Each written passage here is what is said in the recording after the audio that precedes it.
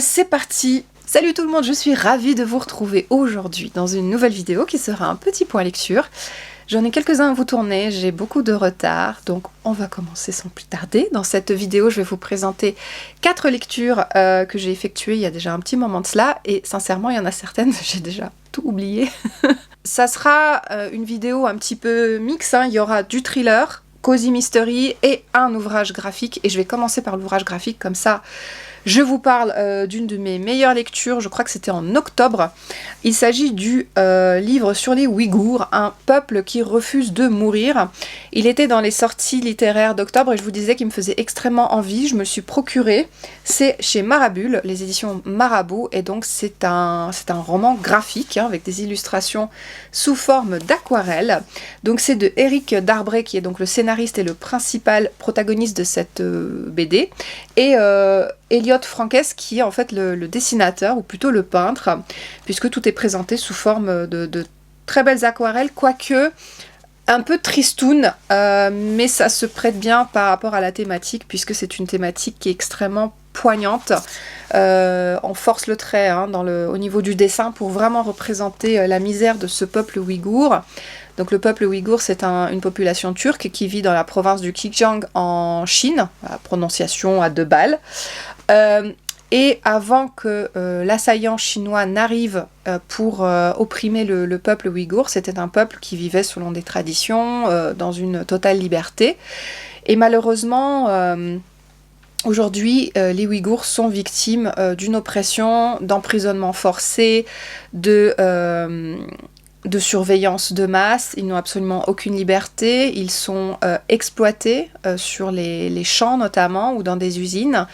Ils sont aussi emprisonnés, condamnés à mort, stérilisés de force, battus, etc. Donc c'est un peuple qui subit aujourd'hui une oppression, une domination qui est sans pareil, qui est sans précédent. Ils sont carrément emprisonnés dans des camps, dans des sortes de prisons gigantesques, dont certains ne ressortent malheureusement pas vivants, et que l'on arrive à voir uniquement en images satellites ou jumelles, grâce au travail de quelques journalistes, et notamment grâce à Éric Darbray.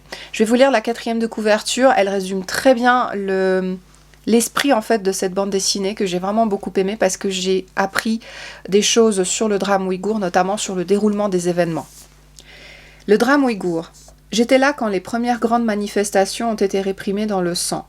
C'était en 96, il y a 25 ans. Je débutais alors dans le journalisme. À l'époque, le monde entier ne se sentait pas concerné par cette minorité turcophone de Chine.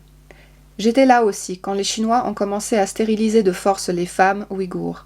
Et puis j'ai vu les camps de prisonniers se dresser dans le désert et la mise en place de ce qui deviendrait un génocide culturel. Alors j'ai promis à ces Ouïghours de ne pas les laisser mourir dans le silence et l'indifférence. J'y suis retournée encore et encore, avec cette question qui reste coincée au fond de la gorge. Jusqu'où peut aller un journaliste pour se rendre utile ?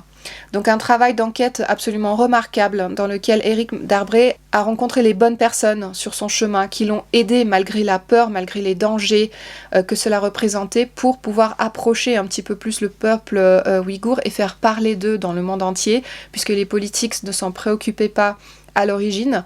Aujourd'hui, le monde entier est quand même tourné vers la Chine. Tout le monde est au courant de ce drame ouïghour, et on espère que cela va faire bouger les choses. Donc ce type d'ouvrage enquête, c'est vraiment une aubaine. C'est un travail absolument incroyable, c'est un grand courage de la part de ce journaliste, d'être allé vraiment au fond des choses et d'avoir essayé de comprendre, presque d'entrer en filature dans cet ouvrage. Donc vous allez voir un petit peu les obstacles qu'il a rencontrés à travers son chemin. Vous allez voir aussi les personnes qu'il a rencontrées, les espions qui voulaient aussi entrer en contact avec lui, et voilà. Vraiment un ouvrage très très intéressant. Si vous connaissez rien au drame ouïghour, ça peut vraiment vous apporter des éléments clés, des réponses. Et puis le fait que ce soit en images, eh bien, ça aide beaucoup aussi à la compréhension du récit. Néanmoins, si vous êtes déjà un expert de la question, je ne pense pas que vous trouverez là les réponses à vos questions, puisque c'est un ouvrage relativement de vulgarisation aussi du drame ouïghour, et on espère vraiment que cet ouvrage et le fait d'en parler un peu plus arrivera à mettre fin à cette domination atroce que subit aujourd'hui cette population turcophone. Voilà, en tout cas, je vous le conseille parce que c'était vraiment une bonne lecture. Vous savez que j'aime beaucoup les bandes dessinées docu, notamment Algues Vertes, que j'avais aussi adoré. Donc de temps en temps, je me tourne vers ce type d'ouvrage lorsqu'il y a une thématique qui m'intéresse. Et puis aussi, je trouve que c'est une très belle façon de soutenir le travail de tous ces journalistes d'investigation. Des vrais journalistes d'investigation. Alors, on va enchaîner avec un livre dont j'ai déjà oublié l'histoire. Et j'ai un vrai souci avec ce type de thriller parce que c'est un peu des thrillers mouchoirs. Maxime Chatham avec Une secte chez Albin Michel. Alors, j'ai passé un excellent moment sur le moment. J'ai bouffé ce livre franchement, en moins de 2 jours. Je l'ai dévoré, il est quand même assez épais, mais il se lit très très bien. C'est un véritable page-turner, comme seul ou quasi seul Maxime Chatham savent le faire très très bien. Et dans Une secte, on est avec une double enquête. Sur la côte ouest, un homme est retrouvé près d'un zoo, dans une position un petit peu bizarroïde sur un escalier, et il est vidé de ses entrailles, presque entièrement. Il reste vraiment plus que les vêtements.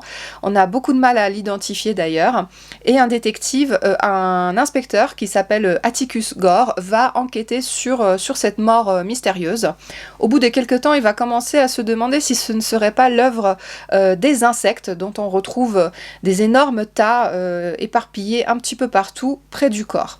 Sur la côte Est, à New York, Kat Cordell, qui est une détective, elle est fille de détective, elle est détective elle-même, elle est passionnée par ce qu'elle fait, et elle enquête pour une femme sur la disparition de la fille de celle-ci, une jeune femme qui est gothique, qui a vraiment des allures de quelqu'un de suicidaire, chose qui est corroborée par le fait que l'on retrouve chez elle des livres sur comment en finir, etc. Et donc Kat Cordell va essayer de se demander où est passée cette jeune femme. Donc Kat Cordell va parcourir les États-Unis pour aller à la recherche de cette jeune femme, elle va mener son enquête. Et voilà, je vous en dis pas plus parce que j'ai pas envie de vous raconter l'histoire, c'est vraiment tout l'intérêt. Sachez qu'il y a des chapitres très courts, alternés entre Kat Cordell et Atticus Gore, qui vont donc se rejoindre à un moment donné dans le livre, selon moi un peu trop tardivement, et leur rencontre est un peu bâclée. Mais malgré tout, c'est une enquête vraiment palpitante. Vous allez découvrir le monde incroyable des insectes à travers Maxime Chatham. Dès le premier chapitre, de toute façon, vous allez déjà vous gratter. Et en fait, ça a été plutôt une bonne enquête. C'était vraiment une excellente lecture sur le moment. C'est juste dommage que l'histoire m'était complètement sortie de la tête. Et je vous le recommande quand même si vous êtes amateur des thrillers dont l'action est très rapide. Ça se déroule très rapidement. Le dénouement est vraiment très sympa, très intéressant. Et j'ai beaucoup aimé la note qu'a rédigée Maxime Chatham à la fin de son livre, qui est une véritable ode à la biodiversité, à nos amis les insectes dont on a cruellement besoin. C'était plutôt un très bon thriller, un très bon page-turner si vous êtes amateur de miniers, etc. Pourquoi pas, lancez-vous, c'était vraiment sympathique, et puis surtout, il me semble que c'était un one-shot, en tout cas, ça m'a absolument pas dérangé, j'ai fait la connaissance, j'ai fait la rencontre de ces personnages, j'ai beaucoup aimé Kat Cordell, à laquelle je me suis énormément identifiée, et voilà, c'était très très intéressant, les enquêteurs vont aller jusqu'au bout, et quitte à mettre aussi leur vie en péril. Donc c'était super sympa. Peut-être quand même quelques petits coups de mou dans cette lecture, et une rencontre finale entre les deux enquêteurs qui était un peu bâclée, un peu trop rapide à mon goût. Je pense que ça aurait gagné en intensité s'ils s'étaient rencontrés un petit peu avant dans le livre. Mais c'était plutôt une bonne lecture, et je vous le conseille. Alors là, on va monter un petit peu d'un cran au niveau qualité, puisqu'on va parler de Denis Lehane avec Mystic River chez Rivage Noir. Alors celui-là, je l'ai lu dans le cadre du Black November, dans lequel je suis totalement à la bourre, et je n'ai plus relu un seul livre depuis celui-là, et je l'ai lu en lecture commune avec la bibliothèque de Laurie. Ce livre fait plus de 600 pages, il est écrit extrêmement petit, et il date un petit peu, il faut le savoir, comme beaucoup de livres de Denis Lehane. Vous connaissez peut-être Shutter Island, qui a été adapté au cinéma, qui est pour moi une des références de thriller avec un twist. Ici, pas question d'un réel twist, mais on a quand même une enquête policière vraiment très savamment menée. On est dans les années 75, avec 3 enfants, 3 petits garçons qui jouent dans la rue. Lorsqu'une voiture de police s'approche d'eux, 2 hommes sortent de la voiture et prétendent accompagner l'un des enfants chez lui, puisque c'est l'heure de rentrer. Et cet enfant va disparaître pendant 6 jours. Il ne réapparaîtra que donc quelques jours plus tard. Et il va raconter que, en gros, il s'est échappé du joug de ces deux hommes. On ne sait pas ce qui s'est passé en plus. Le petit garçon reste très évasif à ce sujet. Et nous sommes aujourd'hui 25 ans plus tard. Les trois hommes se sont un peu perdus de vue. Sean est devenu flic. Jimmy a une vie plutôt remplie. Il a une vie de famille, il a des enfants, etc. Il est plutôt heureux en ménage. Et enfin, nous avons Dave. Dave, ce petit garçon qui a été enlevé et qui, aujourd'hui... comment vous dire? Déjà, dès le début, vous sentez que quelque chose ne va pas.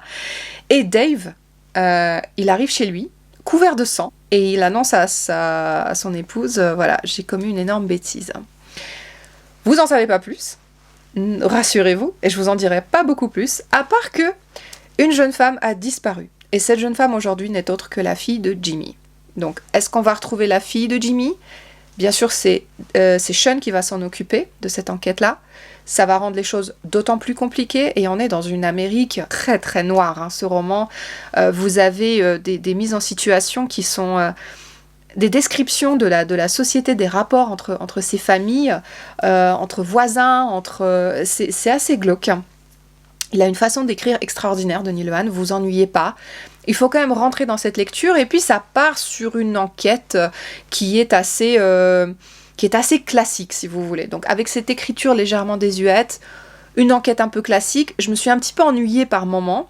Et puis après, j'ai fini par rentrer dedans parce que, par un coup de génie, comme il sait très bien le faire, il arrive très bien à savoir comment vous ramener aux faits, comment relier les choses aussi au passé, à ce qui s'est passé en 75, et bien sûr dans un livre qui est extrêmement glauque, mais plus que vous ne l'imaginez, il y a des thématiques qui sont vraiment très violentes, qui sont abordées dedans. Donc on va être, voilà, tout du long on va être dans une enquête policière assez classique. Mais c'est habillé d'une façon que seul Denis Lehane sait faire, et par conséquent, j'ai passé vraiment un très très bon moment de lecture. Laurie, elle a vu venir qui était le coupable. Moi, j'ai pas forcément réussi à recoller tous les morceaux du puzzle, parce que je me lance dans des lectures comme ça, mais sans forcément chercher à comprendre. Et c'est pour ça que j'ai aussi passé un très très bon moment avec cette lecture.